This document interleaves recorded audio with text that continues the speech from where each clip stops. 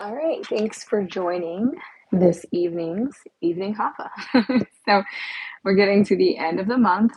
So next month there will be changes in the class with coming on for lives and also just posting some different classes on the page. So there have been a request to jump back, if possible, to the 7 p.m. Eastern Time for this evening Hatha class. So Wednesdays at 7 p.m. Eastern, 6 o'clock Central p.m., the evening Hatha will begin in June.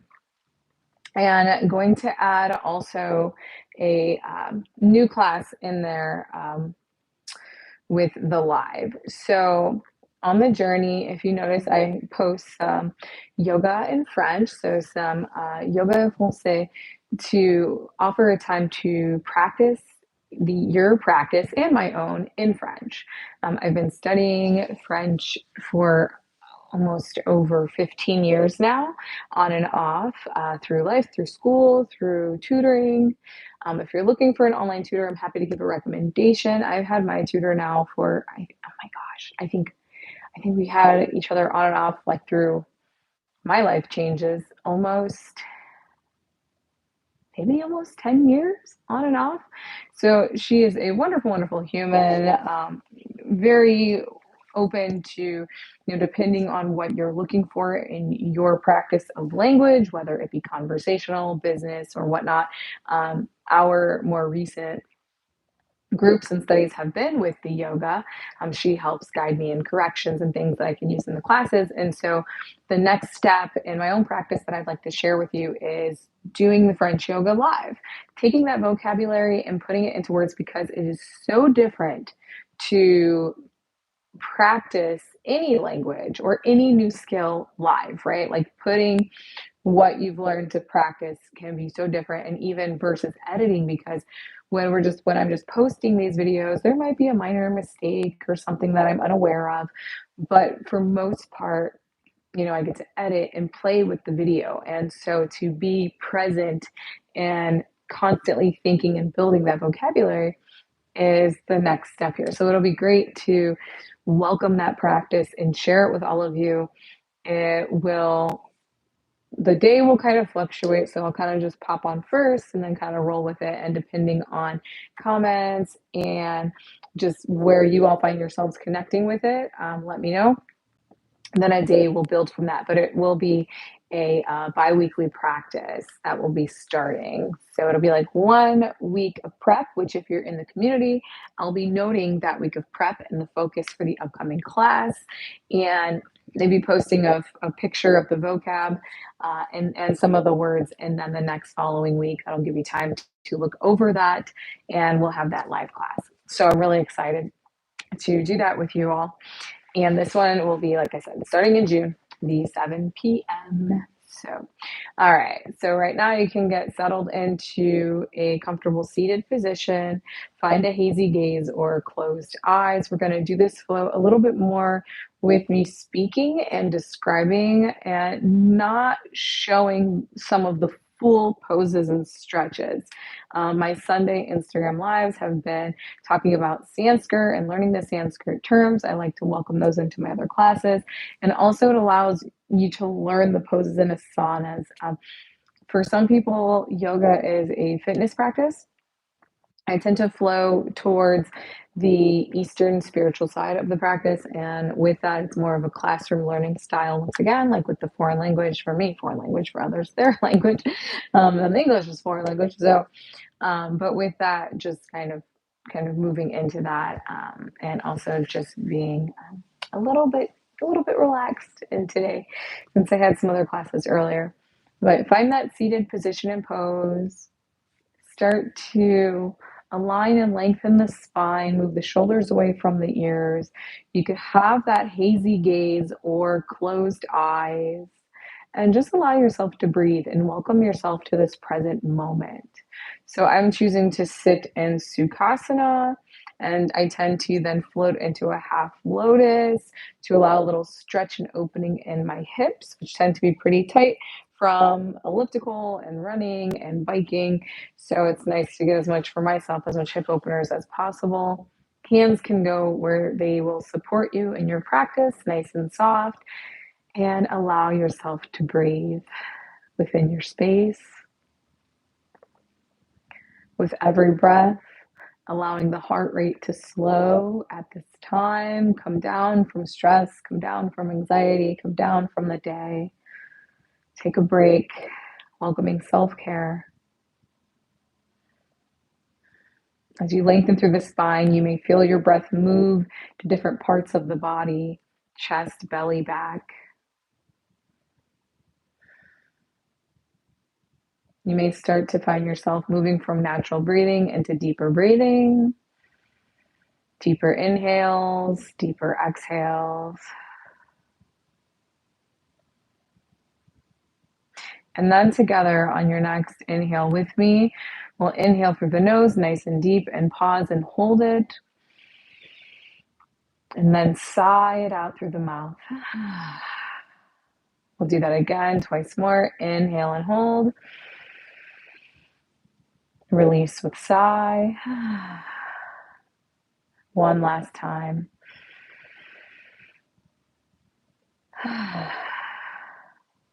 Letting go of whatever has been done.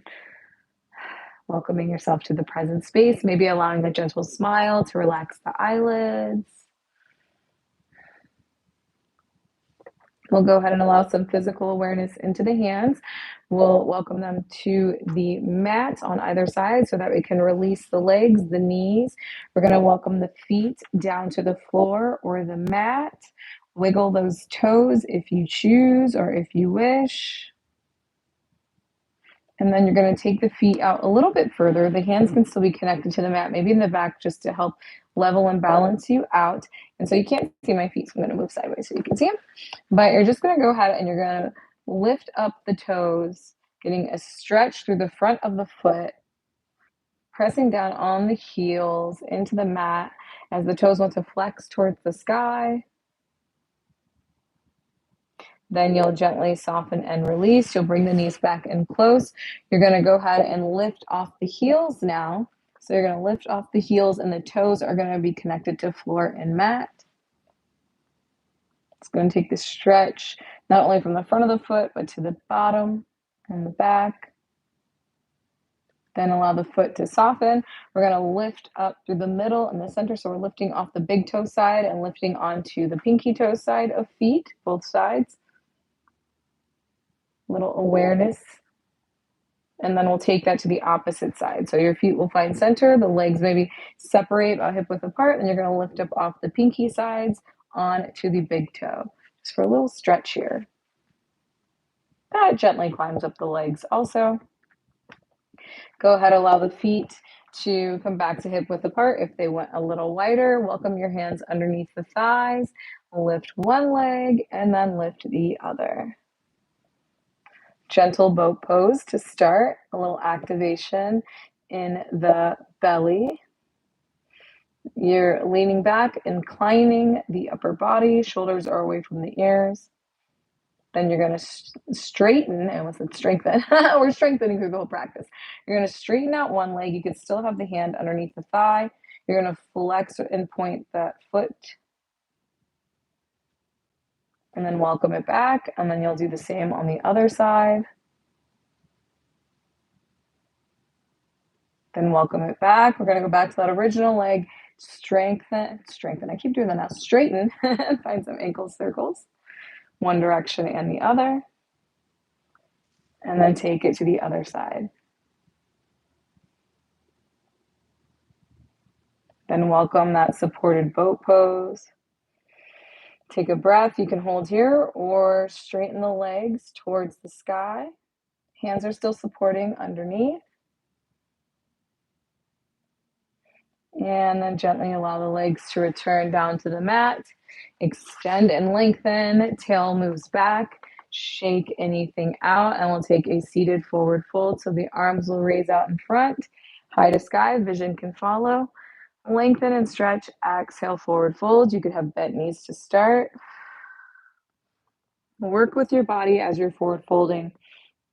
So maybe you have those bent knees to start, then maybe straighten one leg while the other's bent, and then the other.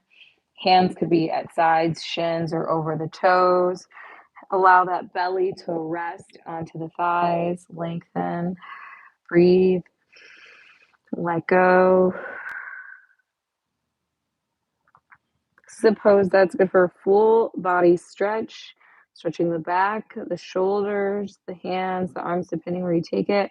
You can stretch the backs of the legs, the calves, into the thighs, hamstrings. Let the head go soft, or you could keep it lifted if you have anything going on with vertigo. But the forward fold also is a pose that can offer some closure, some self-awareness, some self-love.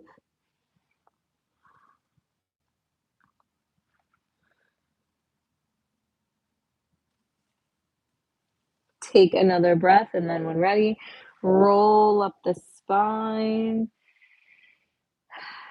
Seated staff pose, hands come to sides, fingers connected, palms press into mat, shoulders away from ears, lengthen the crown towards the sky. Toes flex towards the ceiling, straighten, unbending the knees, and relax the body. You can wiggle those toes if you'd like. We're going to go into a supported mermaid pose. So if you have your blocks or anything that you'd like to support you, a blanket or pillow or what have you, go ahead and grab it. You're more than welcome to use it. Or you have the option for your supported mermaid pose to use your hands. You could take your hands back, lift the heart, the head is high.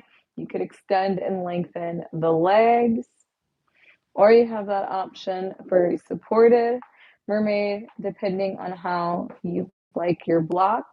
You could place it however it chooses to go. You could use two, or some people, like in restorative yoga, they kind of layer them. So you have the lower block, then you have the higher block. You kind of find those sweet spots on the back and kind of rest there, instead of using just the hands to lift you up and then the legs are long. So you have that option if you want to keep the head higher, if you have anything going on there, or you bring it down lower. So the higher block would maybe be on the lower part of the neck or the head, kind of like I said, finding that sweet spot, what works for you. And it's a heart opener, and some people like the lower block to be higher because it really allows awareness into a back bend also. So you have these options. You could take that block higher, finding that sweet spot. So it's totally up to you. I like that one lower, and then the second one higher. It's going to open up to the heart, grounding. The arms can then be soft, or you could just use your hands. So especially pretty tricky depending on certain blocks. When I use my cork blocks, they seem a little bit more sturdy than these foamy ones. But also options just to take the fingers pointing in towards the tail, leaning in on the forearms, lifting the heart, allowing the head to fall back, and going long with the legs. Now, if you want to take this and incorporate with a little another version of this mermaid or fish pose, I've heard some people call it, or just a combo of the boat pose and the mermaid or fish, depending on which one you'd like to call it. You could lift one leg, hold there, it's going to incorporate, then you could take it down and lift the other. Or you could lift both, and that's another option. So take a moment to play around with that and breathe. If you have the blocks or pillow or bolster, you could play around with that. And then you'll gently release. You'll welcome the legs back into Sukhasana for a moment, just to reconnect and recenter with the breath. And then when ready, we'll undo the legs. We're going to take the feet out to side. We're going to crawl onto all fours. Fingers separate, palms pressing into mat, knees mat width apart. Inhale, exhale, and breathing. Shoulders still moving away from the ears. Engage your core now. So you're not allowing the belly to sag even when we're going to flow through cow and cat. You're going to keep that engaged. And when ready, you'll lift the tail and crown. The belly will drop and fall with control. And then as you exhale, you're moving from center, you're rounding the back once again, except a different direction, and finding your cat. So move through your cows and cats how you like. I have been extra tongue twisted lately. And it seems like it's been really intense this week. Like I don't know, I've been getting up earlier. I've been like pet sitting, and these dogs, they get up so early and they go back to sleep and they get up again, like at a normal early time. And so I think my brain is just like, what is happening? All right, we'll find one more cat. We're going to welcome ourselves back to center. We're going to welcome some crescent moons. So inhaling when you're at center, keeping the belly engaged. And as your crown and tail find one direction, you exhale. Inhale through center again and exhale the opposite direction. So find your crescent moons. Like how they get up at like between 4, well, today it was 4, it was extra early. They get up typically between 4:20 and 5:20. We go outside. I try and hope and pray they don't bark so that the neighbors aren't disturbed. And then they run back in the house and they go back to bed. And I'm like, well, I'm awake. And then they wake up again at like 7 to go back out a second time. So funny. And it's wild. Like the birds are up and singing at the early time, which I don't even hear until I get out there. And then the second time, it's like the birds are done. So even the birds go to rest. And the dogs are like, woo, we're ready. So wild. Cracks me up. All right, we're going to welcome ourselves to center, and we're going to welcome a low dog into our practice. So we're going to first allow a little curl in the toes. So you're going to lift up the heel off the mat. You're just going to bounce a little bit or take the tail back just to welcome a stretch in the feet once again. Then low dog, we're going to start by, now you always have the option to stay on all fours if that's where you'd like to take your practice. But otherwise, we're going to even out the back, and then we're going to allow the toes to press into the mat, palms and hands move forward just a couple inches, and then we're going to take the tail back. We're going to keep the knees bent and find that low dog. It's going to welcome a stretch into the arms, and then you'll kind of pedal the feet here nice and slow. And then you're going to stretch and lengthen the legs, but you're not in really a full downward dog yet. You're still kind of in this boxed low dog. And then you're going to bend the knees again. Welcome the knees back to the mat. Flatten the feet and take a child's pose balasana. So find your child's pose balasana. You can do this one with hips, knees, hips width apart, or a knees mat with width apart. Oh my gosh. The touch will see. And you'll think about lengthening and stretching through those arms and shoulders, down center. Take a breath, and then when ready, lift it back onto all fours. And we're going to take the low dog just a tad bit higher and play around with that again. Because you're still working the body. You're just working it a little bit differently than when we flow into our full downward dog. So you'll lift up the heels, press those toes into the mat, keep the tail and kind of low, the knees are bent, and just kind of pedal the feet, maybe lifting one foot and then the other. And then take the back alignment in with the arms, stretch through. And then welcome yourself back to all fours. You're going to find Balasana with the lower body, and then you're going to walk the hands out to the right, a little side stretch here for the left side. Breathe here.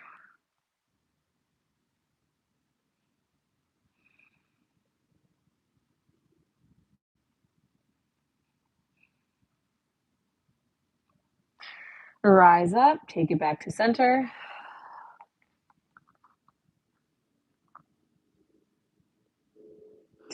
Rise up, walk hands to left.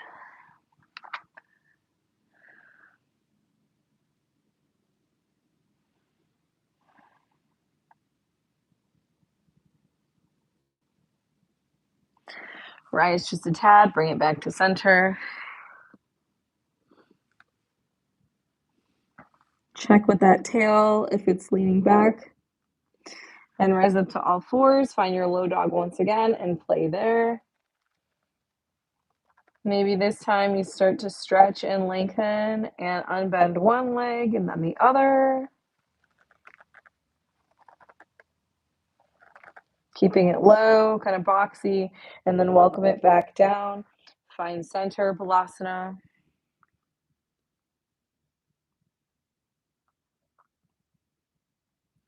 Rise up just a tad, take it to the left first this time.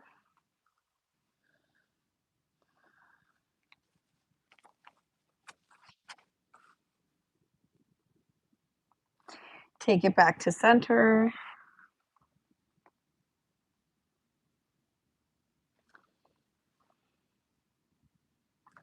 Then take it to the right.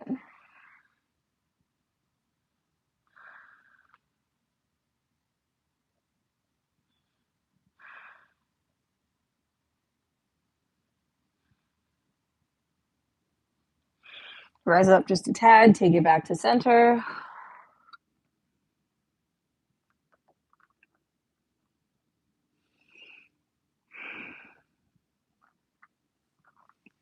Slowly rise onto all fours, and this time we're going to find our full downward dog. So you're going to take the hands forward a bit, rise up onto those feet, those toes, the heels rise, and when you're ready, you'll lift up. If you prefer to stay here in low dog, feel free to do so. Otherwise, go ahead and find your full downward dog. Make any adjustments to the body that you need. The tail is going to go a bit more higher at an angle, at a mountaintop, so to speak, this time. Where you could also find a mountain pose, but the mountain pose, the feet both come to center. They come a little closer in first position versus with downward dog, the feet are hip width apart, keeping a little bit wide. Find a stretch. And then when ready, you're going to go ahead and allow your feet to come closer to that first position. They're going to walk up towards the hands. Hands are going to make it to the feet. Wiggle those toes, do anything you need. Then when ready, find a halfway lift. Going to inhale up, halfway lift. Check out the shoulders. Exhale, forward fold. I'm going to take the hands a little bit forward, allowing them to connect to the mat, and then maybe the palms connect to the mat. First, stretch in the back body again. And then you'll lift the head just a bit. The fingertips can still be connected to mat. You're going to drop down into garland pose. So do what you need. And then when ready, find your garland pose. So your feet will go wide a little bit. Maybe you shake some things out. And then adjust, find your garland. And play with garland for a bit. See if something is calling you here. Sometimes I feel like I move forward quite a bit in my garland. So for me in the practice, it's always deepening and getting comfortable with if I fall, that's okay. But let me flatten my feet and take them out, you know, let me adjust and get that stretch in my shins and in my hips and allow my body to want to move straight up. It starts to work the muscles where we felt the stretch in the beginning and the front and the tops of the feet, just below and into the shin. Finding that evenness, building the strength and parts and pieces of the body that you maybe didn't know if you're working with that and letting go and breathing.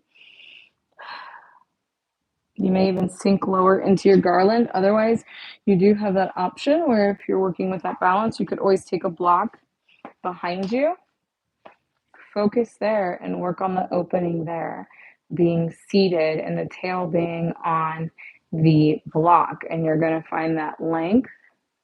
Shoulders are low, hips can open. You can focus more on the hip opener here. And then eventually then, when you feel ready and more balanced in your practice, maybe then you drop or move that block away and feel the difference. Maybe your tail drops a little lower, you find that balance. I know for me, it helps me to align closer to center. And I still have the block behind me, so I can touch the back of my tail, touches that block, and it helps me to go, oh, I'm not leaning forward. I'm rising up instead of whoop. So it's a good check-in. And sometimes it is just taking the legs out a little bit further, the hips. All of our bodies are made differently. And then if you want to work on, you know, bringing the feet in a little bit tighter to practice finding that balance and a little bit closer at center, find that time to do so.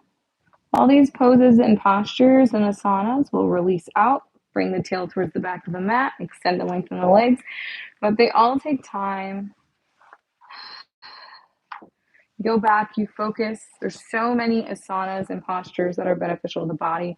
So, I mean, you go back to those. It always gives you something to go back to work on, and then focus getting further and further in your practice to advance those poses and asanas or get deeper in your meditation and welcome a new challenge to the body. So, we're going to just stretch out those legs for a moment. And then we're going to go ahead and use the hands to support the body. We're going to go ahead and lift up. We're going to bend the left leg, and then go sideways on our mat. The right leg is going to lengthen. And we're going to flex the toes up towards the sky for a moment. And then we're going to point, and then flex, and then point,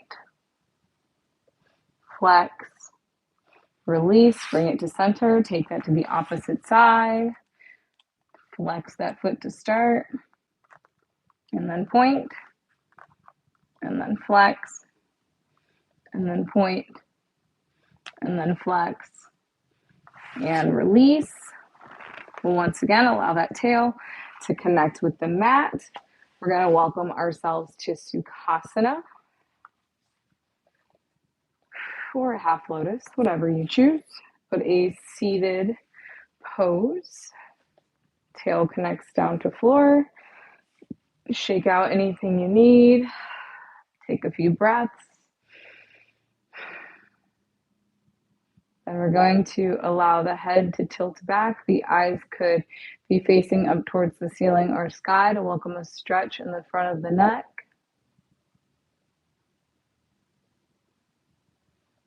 Take a breath and then pass the head through center. Welcome chin to chest.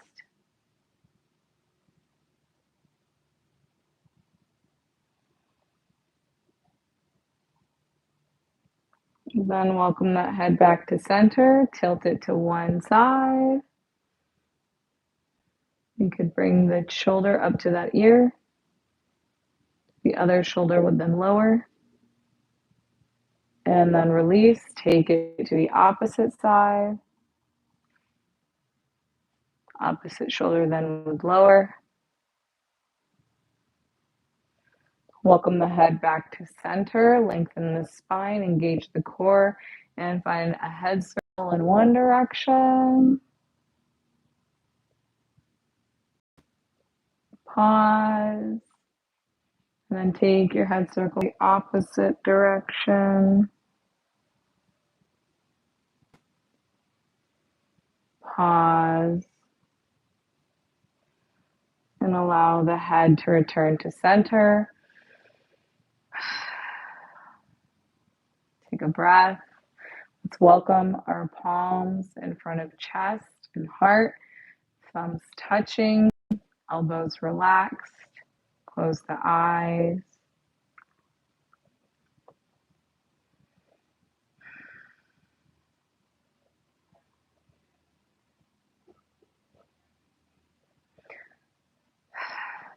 Together, may we welcome an alignment and connection and awareness to Gaia and universe by allowing ourselves to Om either in mind or out through voice. When ready, after your next inhale, you'll inhale in through the nose, nice and deep. Then release.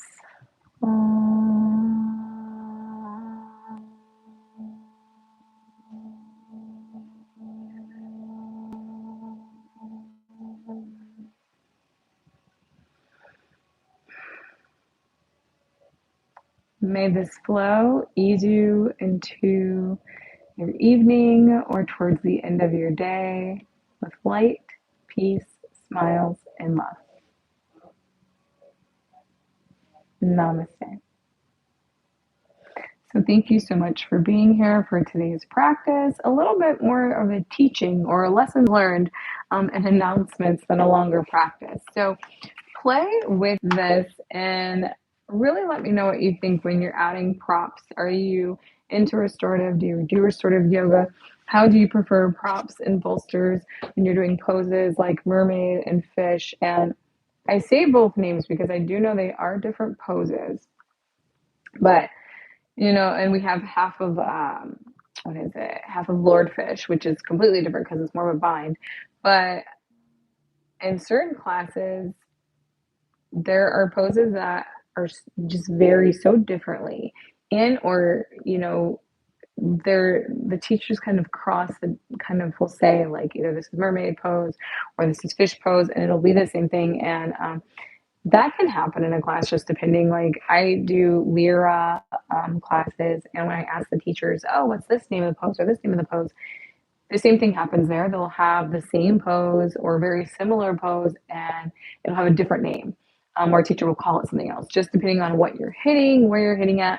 So typically, as I mentioned, like the mermaid, I tend to typically have, on the forearms, the chest is up and you're lifting up and the toes are pointed, and it reminds you a bit of a mermaid, but it can so easily turn into a fish pose where then you add in those props, you lift up the chest higher and the head wings back, and then you can have that leg lift, which to me could also be another variation of mermaid, but as I mentioned, some people call it that fish pose.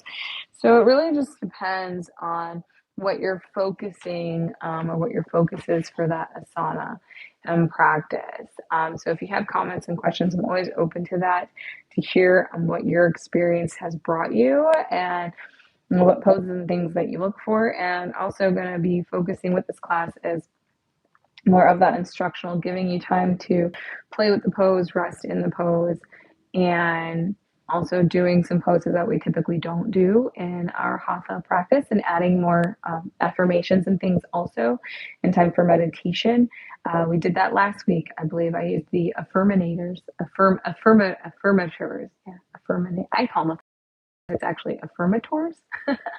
It's a group of affirmations that I found around the holiday. Well, I didn't find, but I saw around the holiday time, and bought them.